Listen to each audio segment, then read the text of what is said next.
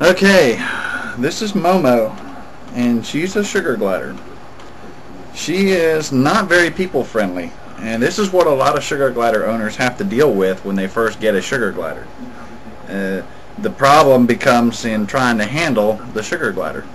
Notice I'm not wearing any gloves or anything like that. You're not supposed to wear gloves when you mess with sugar gliders.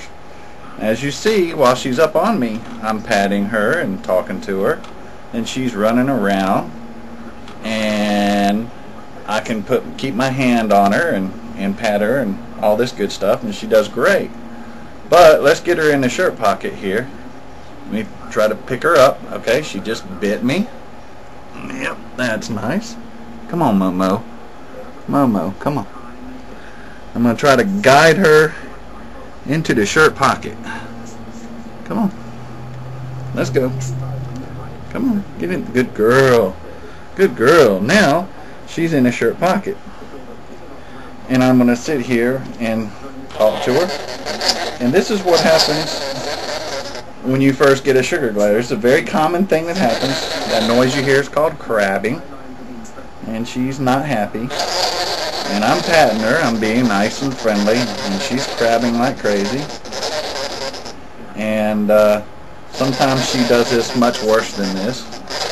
But this is just part of the bonding process. The object here is for you to train the sugar glider and not for the sugar glider to train you. If she bites, you got to take the bite. They do not understand no like dogs might.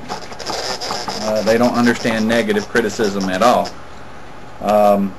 This is just one of the first steps in bonding with a sugar glider, and everybody sees them and they think, oh, they're so cute, they're so sweet, they're so nice, I want one, I gotta have one.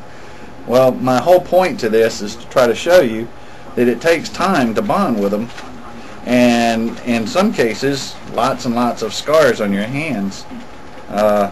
Don't know if you can tell or not, but she has drawn blood on me tonight by biting me earlier when I told you she was biting me. There she goes, biting me again, my other hand. There, sweet girl, come on, come here. And you talk to them, and she bit me again, and now she's going back in that pocket, and she's going to become pocket protective. This is normal.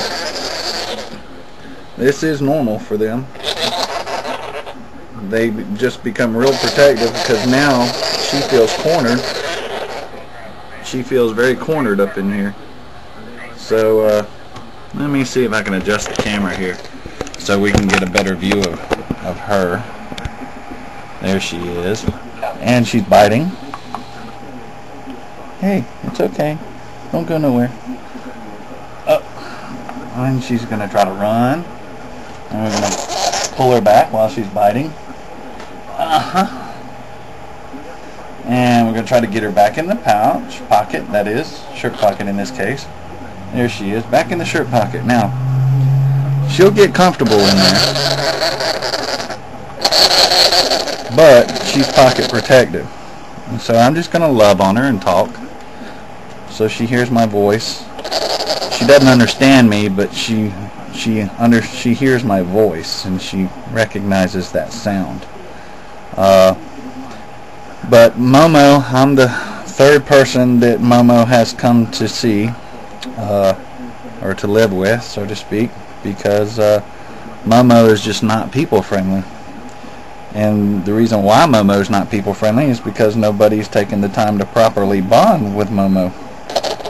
And as you see, it just takes lots of continuous patience and time and loving on them and talking to them and you know, taking the bites and getting bloody hands.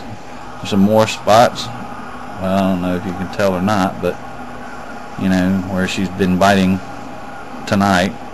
There's another spot right in there. It's hard to see because of the lighting that I have, but anyway. And there she goes, biting my other finger.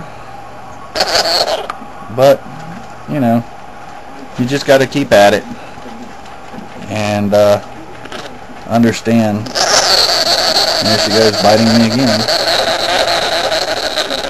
It's okay. I'm not hurting you. I'm just trying to get you to be nice. You just got to get used to people. Yeah. And she may seem like she's scared to death and all that, and she probably is, but the thing is she's making that noise to intimidate me and try to make me go away. And as you see, I'm not backing down from her. I don't go when she asks me to go. I go when I feel like going. And when she makes the noise, I don't stop patting her. I continue to pat her, just to let her know that I'm the boss, and whatever she says or does, it's not going to make a difference. I'm still going to be sweet and nice and loving to her, and talk to her, and pet her and all this other good stuff. Momo is about a year old. I believe a year old. And like I said, she's just never been properly taken care of. She came from a pet store. In fact, the same pet store that my Sutton came from. Some of you may know Sutton. But she did. She came from a pet store, the same one that Sutton came from. And they don't do much handling with them when they're babies. They just let them live there. She just bit me again and bit me again.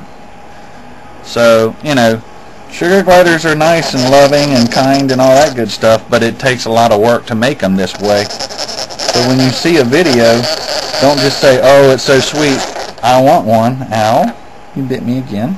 Anyway, you need to understand that some of the people that have these things have gone through this extreme and even worse to make their sugar gliders friendly. And it just takes time and patience. And a lot of people don't have time and patience. And like I said, it just takes time and patience. Eventually, she'll be a sweet, loving little girl. But in the meantime, we'll just have to keep working at it every day, every single day, and keep trying to make her nice and friendly.